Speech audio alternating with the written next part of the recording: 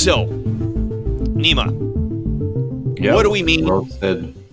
What do we mean by an instrument of expansion?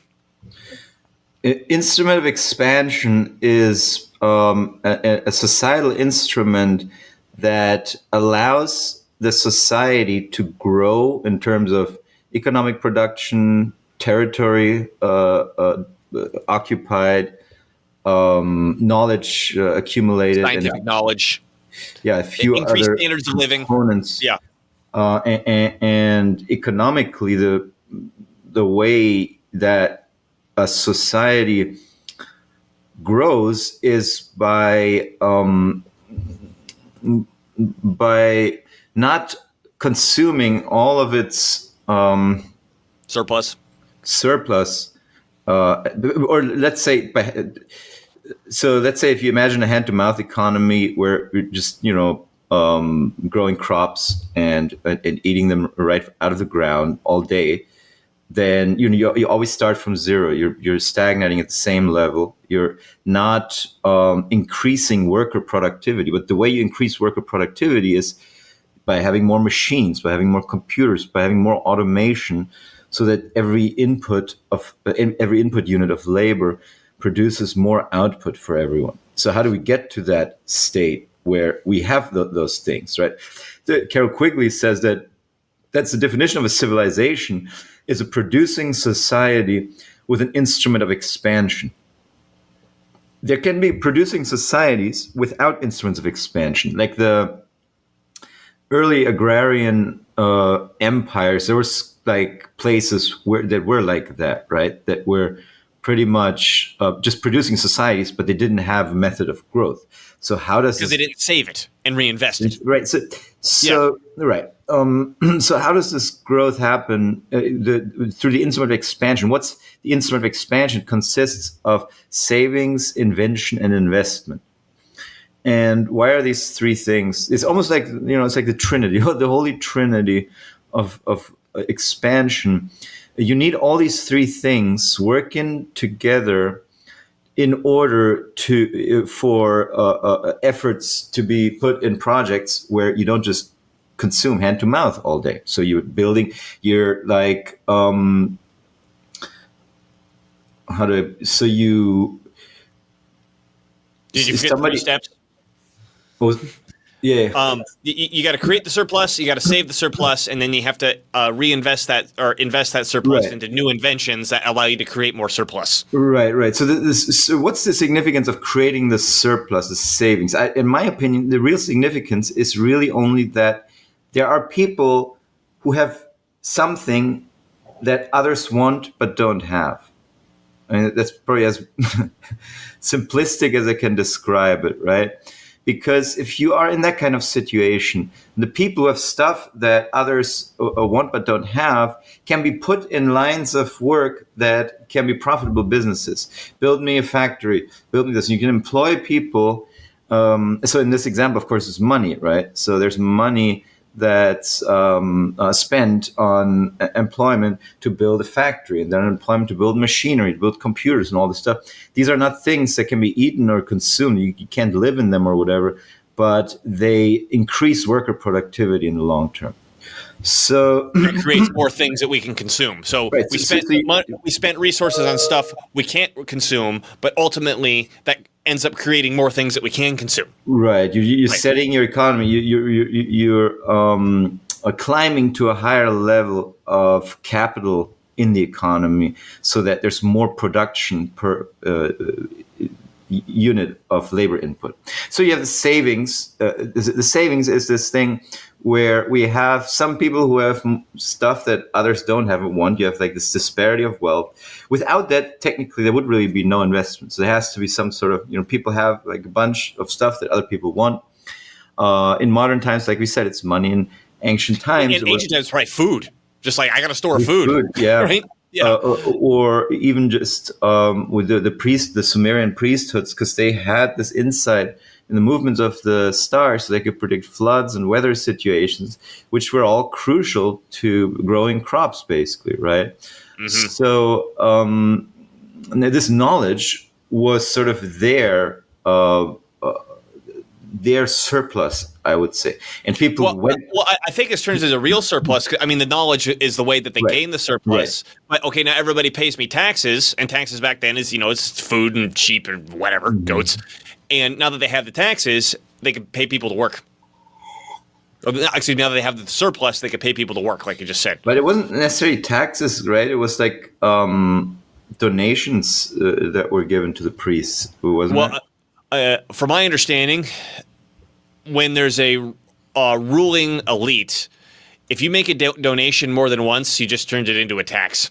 Yeah, it's probably basically like I guess it's like a tax in those days. Yeah. You could say.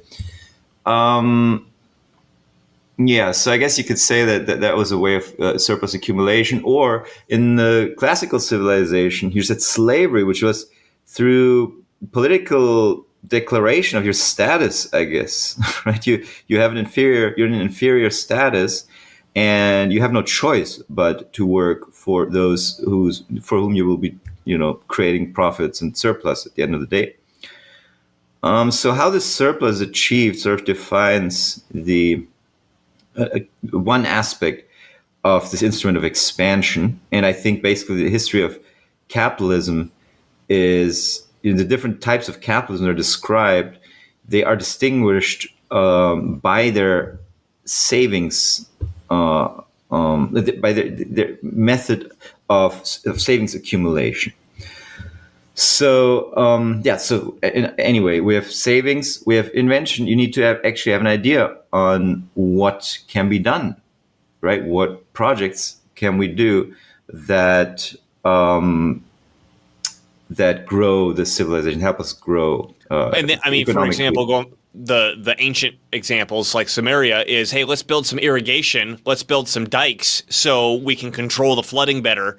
Yeah. To protect ourselves and grow more crops. Right. So so invention and then investment. You need people who then take the ideas from the invention and take a risk and try to put it into practice, basically. Right. So these are the three components of the instrument of growth. To answer your question. So. With that, now, we talked about, you hit the nail right on the head at the beginning there, is that this is like the defining characteristic of a civilization per Carol Quigley's definition, right? And the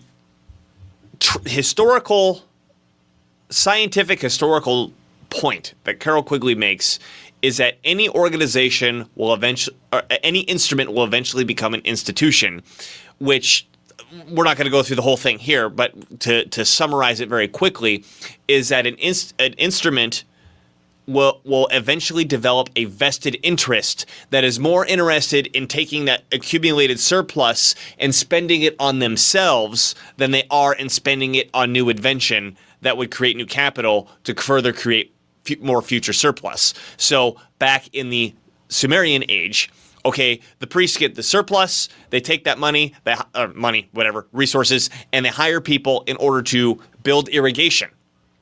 And the irrigation creates more safety, and that allows people to grow more food, which allows a greater surplus, and everybody's getting richer. We can expand the population.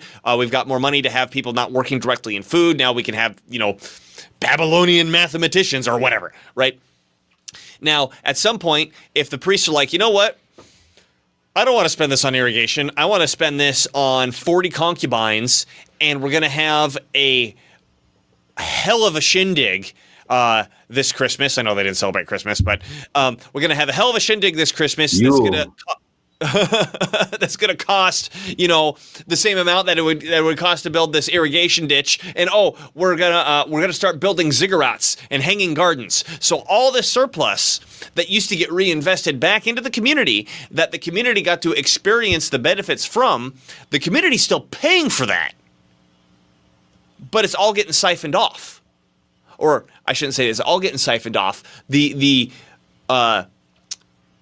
change happens in such a way that they keep spending the same or more and more money, but for the money they're spending, they're getting less and less output for it. This is the instrument gradually turning into an institution. But also, more than that, I would say, in addition to these ostentatious expenses on themselves, they restrict a bunch of stuff during this phase, right? They start restricting competition. They start using force to suppress potential competition. I think that would probably... That's actually a good point. The way Quigley defines it is that there's a tension of evolution, which is to say things change in society, right? What we did yesterday isn't necessarily what we're doing today because there's a new invention or there's new people or there's new idea or whatever, right? And the vested interests, they don't want that change. Right.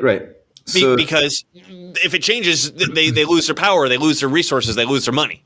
Exactly. So they may not even be spending. So the spending on themselves is not necessarily the big problem, I don't think. It would be fine if there was still economic growth going on, people were still able to participate in the wealth society. Because obviously the wealthy do spend a lot of money on stuff. Actually, also a lot of it, technically, they don't. They just keep it. It sits in stocks and bonds and savings and all that. Right. So,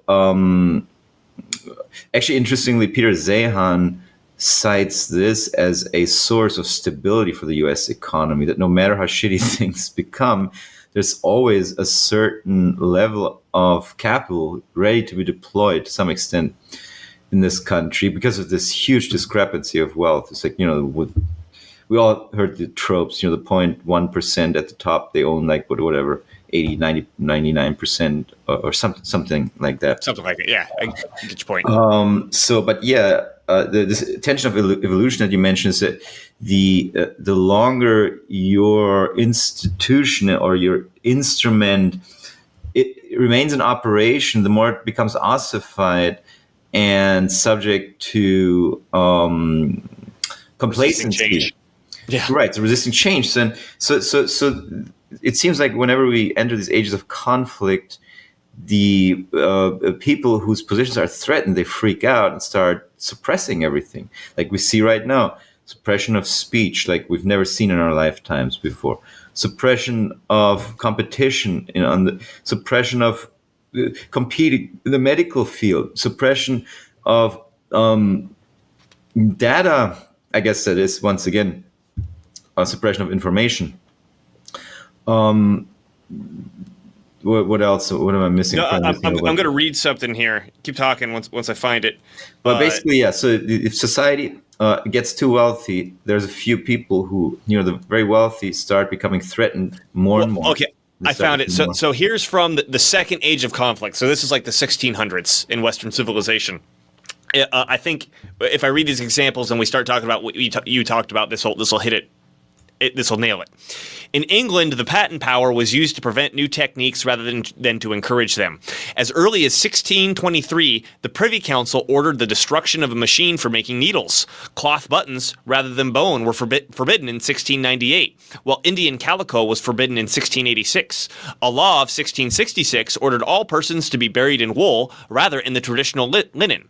Every effort was made to prevent new techniques in the textile industry and thus, in effect, to hamper the growth of cotton textiles. And I mean, I'm not going to read the whole page, but it just goes on and on and on of all these examples of freaking out, like you just mentioned. I think is the best explanation of like, oh my God, we're losing control. Ban this, ban that. No, they can't have this. Don't hold this over. Like everything. Don't change anything. Yeah. What right? comes to mind? That's exactly what we're seeing right now. Right. What comes to mind as part of what you're saying also is the Gilded Age. I don't know if it's the same age that you're describing there. But there was a time, I think in the medieval ages, where every profession created some kind of guild, and some of them still persist to this day, right? I think that's first stage of conflict. Yeah. But yeah.